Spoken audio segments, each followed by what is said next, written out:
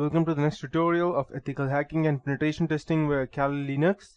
So in the previous tutorial we learned as to what social engineering is, who was the best hacker of all time, and how he normally used to go ahead and gather information. Before I proceed with the types of social engineering, I'd like to give you a great example, famous example of Kevin Mitnick as to what he did once. I won't name the company specifically because it was asked to go ahead and keep it anonymous. That's the reason. So what he did actually was that he went in some random telco company and telecom company, and he told the security guard that I'm the new guy and I have not yet received the ID card. I will be receiving it by tomorrow because I have not submitted the photo. So the guard thought for a moment that maybe he's lying and he did not. He was just trying to gain access. So the guard did not allow him inside the company. Only authorized personnels were allowed. So what then Kevin Mitnick did was that he went ahead and took the name of one of the managers in different department and told that he was asked to go come there from that manager. The guard can go ahead and contact him if he wants. And Kevin Mitnick even went ahead and did a fake call, and he tried to even go ahead and convince the guard that he was working in that company. And later the guard sent him inside. He went ahead and gathered all the information that he needed, and he already cheated the whole company and then came outside.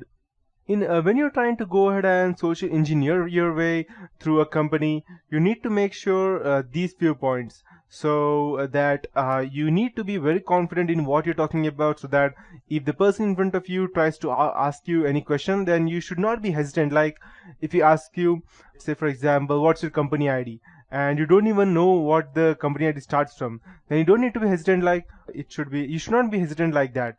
You should be confident. Even if you're giving him the wrong answer, him or her the wrong answer, you should be confident in whatever you tell, else it will go ahead and blow up the whole thing. That's the reason.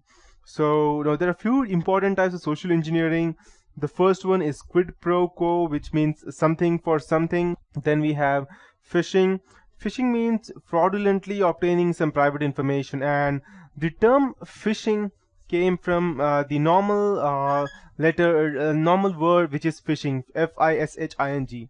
So to give you a clear example of what phishing is, just think about the normal going on a boat and fishing. So what you do normally is you go ahead and take some kind of bait on your fish hook, and you just go and throw it inside the water. The fish come ahead and try to eat the bait, and then you suddenly pull out the bait, so then you go ahead and catch the fish.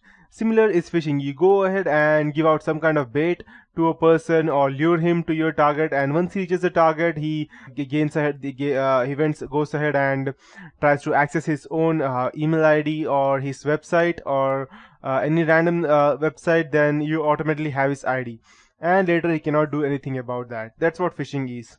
Then we have baiting, again the same word, same thing, which is similar to a Trojan horse.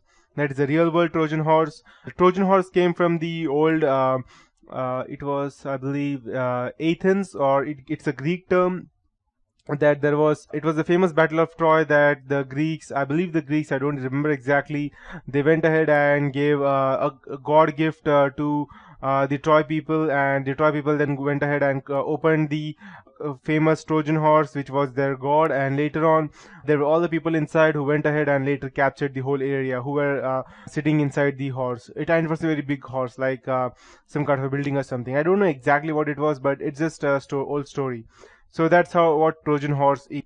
In real world, you go ahead and in the previous days, what Trojan horse was exactly is that you go ahead and give out a gift to someone, and later on when the person frankly accepts the gift, but when he tries to open that gift, it is not the gift, it is some kind of prank. The same thing is Trojan horse. You go ahead and send some kind of, let's say for example, a PDF file or a MP3 file or video. You send a video through WhatsApp, Facebook, or Gmail, or any other email, and the person frankly goes ahead and opens that. But when he opens that, he will just simply won't find the thing that he wanted. But in the background, your virus will be executed, and you will remotely have the access to that specific computer. And that's what baiting is, and I will be teaching you this in one of my tutorials later on. After that, we have pretexting, which is the invented scenario, that you go ahead and invent a scenario, and then you go ahead and try to save someone from that. And finally, we have diversion theft, which is a con. So to explain in detail, just go ahead and explain these everything in one line. Quid pro quo is something for something. You call random numbers at a company claiming to be from technical support.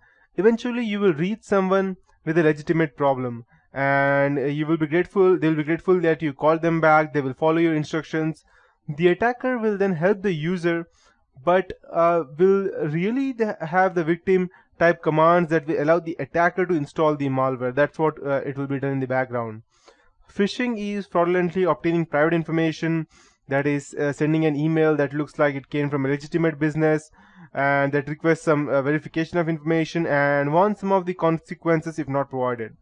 You usually get afraid, and the email that they have sent contains a link to a fraudulent web page that looks legitimate. The user then gives information to the social engineer, example eBay scam, something that was happened recently. So that's how it looks like. After that we have spear phishing, specific phishing, that is email that makes claims using your name, and if anyone gets caught then it's you, that means any other person acting on your behalf. Then we have vishing, that is phone phishing, rogue interactive voice system, and calling bank to verify information and all those stuff. And finally we have baiting. Baiting is real world Trojan horse that uses physical media. It relies on greed and curiosity of the victim. The attacker leaves a malware infected CD or a USB drive in a location that is sure to be found. Attacker then puts a legitimate or a curious label to gain interest. So let's say for example you go ahead in a random company and you leave a pen drive over there named as company earnings 2009, and you leave it at the company's elevator. So there may be some curious employee, or he may be a good Samaritan as well, that who goes ahead and inserts the media knowingly or unknowingly inside his computer, and later on he installs a malware in the background. That's what it does. Then we have pretexting, that is you go ahead and do some prior research or setup to establish some legitimate company, and you give out information that a user would normally not divulge in. This technique is used to impersonate an authority, and you use prepared answers to victims' questions other than gathered information. Example, law enforcement, for example, the threat of alleged infraction to detain suspect for for questioning. Or the better example would be, let's say you get an email for signed up for a free credit report that you have. So you see an unauthorized charge later on from another credit company. So you call to dispute charged, and that was asked for your credit card number. They insist that it was useless without the security code, and later on they ask for your social security number. Then you go and talk to the fraud department at the bank, and then you come to know that you were already duped some minutes ago. And finally we have a diversion theft, that is a con. A con is to persuade or deliver a person that delivery is requested elsewhere, that is around the corner. When delivery is redirected, attacker persuades delivery driver to unload delivery to the nearby address. Attacker parks security van outside a bank. Victims going to deposit money into a night safe are told that the night safe is out of order. Victims then give money to the attacker to put in the fake security van. Most companies do not prepare employees for this type of attack, and that's why they are fully vulnerable towards this type of it. So these are different ways of social engineering, and always you need to make sure that no matter how much you go ahead and patch your network or make your network secure, you always need, if you are in a company, you always need to make sure that the employees of your company very much let's say they know very well about these things, or that someone may try to go ahead and gain information.